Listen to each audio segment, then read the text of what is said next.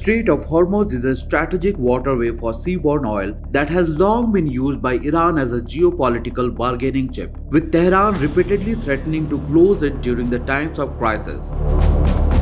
Iran again threatened its closure after Israel launched a massive air campaign earlier this month targeting nuclear and military sites, with the United States also striking key nuclear facilities.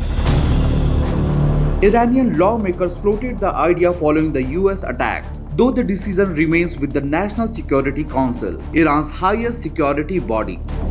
Tehran has for decades threatened to close the strait every time tensions soared, but never acted on its warning.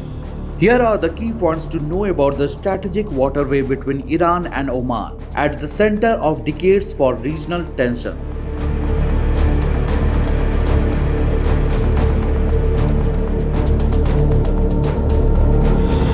The Strait of Hormuz links the Gulf to the Indian Ocean and is situated between Iran and Oman's Musandam enclave.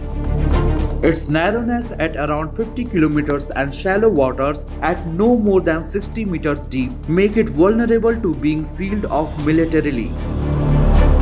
The strait is dotted with sparsely inhabited or desert islands, which are strategically important, notably the Iranian islands of Hormuz, Qashm, and Larak.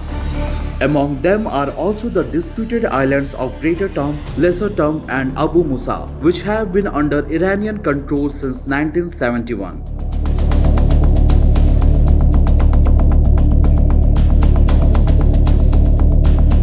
The strait is a vital corridor connecting the oil-rich Gulf with markets in Asia, Europe, North America, and elsewhere. According to the US Energy Information Administration, the Strait of Hormuz is one of the world's most important oil choke points. About 1/5 of global oil and petroleum product consumption flows through the strait, averaging 20 million barrels per day in 2024. Not just this, but around 1/5 of global liquefied natural gas trade also transited the Strait of Hormuz in 2024, primarily from Qatar.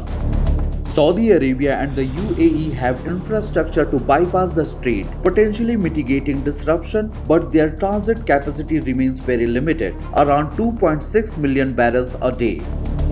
US Energy Information Administration has warned that large volumes of oil flow through the strait, and very few alternative options exist to move oil out of the strait if it is closed.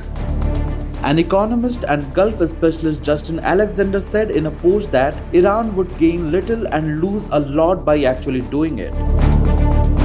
More than 80% of the oil and gas moving through the strait is destined for markets in Asia.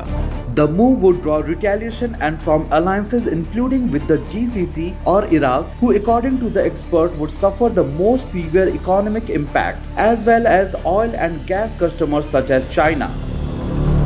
According to the analysis firm Kepler in China, a key backer of Tehran buys more than 90% of Iran's oil exports. The closure of the strait may end up blocking Iran's own oil exports, which will further impact the country's struggling economy.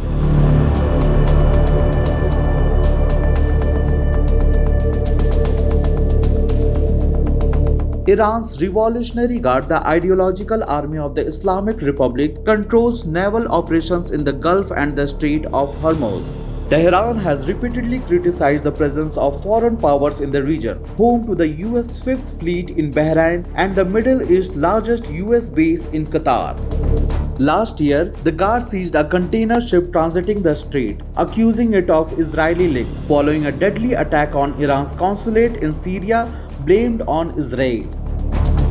In 2023, Western naval forces operating in the Gulf warned ships sailing in the strategic Strait of Hormuz against approaching Iranian waters to avoid the risk of seizure. There have been a series of such incidents since 2018, when US President Donald Trump pulled out of a landmark nuclear deal with Iran, reimposed crippling sanctions on the Islamic Republic, sending tensions soaring. Oil transit was disrupted in 1984 during the Iran-Iraq War from 1980 to 1988, when both sides attacked each other's shipping, damaging or destroying more than 500 vessels in so-called tanker war.